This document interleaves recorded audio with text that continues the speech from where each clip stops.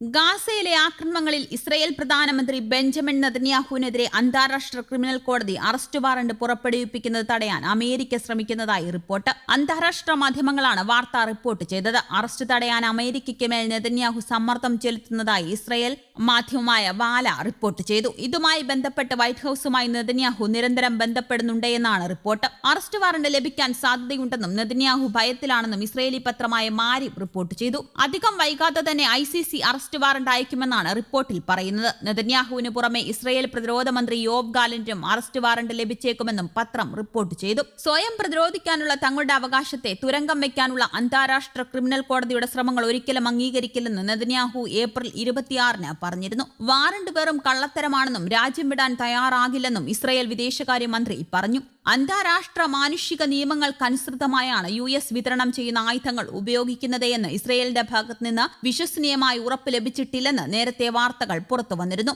ഇതുമായി ബന്ധപ്പെട്ട് US-ലെ ഒരു ഉദ്യോഗസ്ഥൻ സ്റ്റേറ്റ് സെക്രട്ടറി ആന്റണി ബ്ലിങ്കന് റിപ്പോർട്ട് നൽകിയെന്നാണ് അന്താരാഷ്ട്ര മാധ്യമങ്ങൾ റിപ്പോർട്ട് ചെയ്തത്. അന്താരാഷ്ട്ര നിയമങ്ങൾ ലംഘിച്ചിട്ടില്ല, ഇസ്രയേൽ ആയുധങ്ങൾ ഉപയോഗിക്കുന്നതെന്ന കാര്യത്തിൽ മെയ് 8-നകം വിശ്വസനീയമായ ഉറപ്പ് നൽകണമെന്നും ബ്ലിങ്കൻ നിർദ്ദേശിച്ചിട്ടുണ്ട്. ഊർജിതമായ മധ്യസ്ഥ ശ്രമങ്ങൾക്കിടെ ഗാസയിൽ വെടിനിർത്തലും ബന്ദി കൈമാറ്റവും സാധ്യമാകുമെന്ന് പ്രതീക്ഷ പ്രകടിപ്പിച്ച രാജ്യങ്ങൾ രംഗത്ത്. സൗദിയിലെ റിയാദിൽ നടക്കുന്ന ലോക സാമ്പത്തിക ഫോറം ഉച്ചകോടിയിൽ തിങ്കളാഴ്ച പലസ്തീൻ വിഷയത്തിൽ പ്രത്യേക ചർച്ചയും നടന്നു. സൗദി വിദേശകാര്യമന്ത്രി പ്രിൻസ് ഫൈസൽ ബിൻ ഹർഫാൻ അധ്യക്ഷത വഹിച്ചു. ഗാസയിൽ അക്രമം വ്യാപിക്കുന്നത് വൻ പ്രത്യാഘാതം സൃഷ്ടിക്കുമെന്നും യുദ്ധാനന്തരം ഗാസ പുനർനിർമ്മാണത്തിന് 30 വർഷം വേണ്ടിവരുമെന്നും അദ്ദേഹം പറഞ്ഞു. റഫേൽ ഇസ്രയേൽ കരയാക്രമണം നടത്തുമെന്ന് കരുതുന്നില്ലെന്ന് അമേരിക്കൻ വിദേശകാര്യ സെക്രട്ടറി ആന്റണി ബ്ലിങ്കൻ പറഞ്ഞു. വെടിനിർത്തലുമായി ബന്ധപ്പെട്ട് ഇസ്രയേൽ ഉദാരമായ കരാറാണ് വാഗ്ദാനം ചെയ്തതെന്നും ഹമാസ് ഇത് അംഗീകരിക്കണമെന്നും അദ്ദേഹം ആവശ്യപ്പെട്ടു. ഇസ്രയേലുമായി അയൽ രാജ്യങ്ങൾ ബന്ധം സ്ഥാപിക്കണമെന്നും പലസ്തീനുകൾക്ക് സ്വന്തം രാജ്യം വേണമെന്നും ബ്ലിങ്കൻ കൂട്ടിച്ചേർത്തു. പലസ്തീൻ പ്രധാനമന്ത്രി മുഹമ്മദ് മുസ്തഫ, ഖത്തർ പ്രധാനമന്ത്രി ഷെയ്ഖ് മുഹമ്മദ് ബിൻ അബ്ദുൾ റഹ്മാൻ അൽ താനി,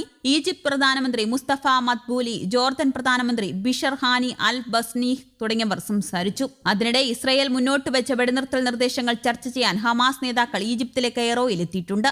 അവർ ചൊവ്വാഴ്ച പ്രതികരണം അറിയിച്ചേക്കും. 20 ബന്ദികളെ കൈമാറുന്നതിന് പകരമായി 6 ആഴ്ച വെടിനിർത്താമെന്ന നിർദ്ദേശം ഇസ്രയേൽ മുന്നോട്ട് വെക്കുമ്പോൾ സ്ഥിരമായ വെടിനിർത്തലും ഗാസയിൽ നിന്ന് സേനാ പിന്മാറ്റവുമാണ് ഹമാസ് ആവശ്യപ്പെടുന്നത്. നേരത്തെ നടന്ന ചർച്ചകൾ ഈ വൈരുദ്ധ്യത്തിൽ ഉടക്കിയാണ് അലസിയത്. 24 മണിക്കൂറിനുള്ളിൽ പ്രതികരണം അറിയിക്കുമെന്നാണ് റിപ്പോർട്ട്. ഇസ്രയേൽ പ്രധാനമന്ത്രി ബെഞ്ചമിൻ നെതന്യാഹുവിനെതിരെ യുദ്ധക്കുറ്റങ്ങളുടെ പേരിൽ അന്താരാഷ്ട്ര ക്രിമിനൽ കോടതി അറസ്റ്റ് വാറണ്ട് പുറപ്പെടുവിപ്പിച്ചേക്കുമെന്ന കിംവദന്തിക്കിടെ ഇത് സംബന്ധിച്ച ആശങ്ക പങ്കുവച്ച് ഇസ്രയേൽ വിദേശകാര്യമന്ത്രി ഇസ്രയേൽ കാട്സും രംഗത്തെത്തി.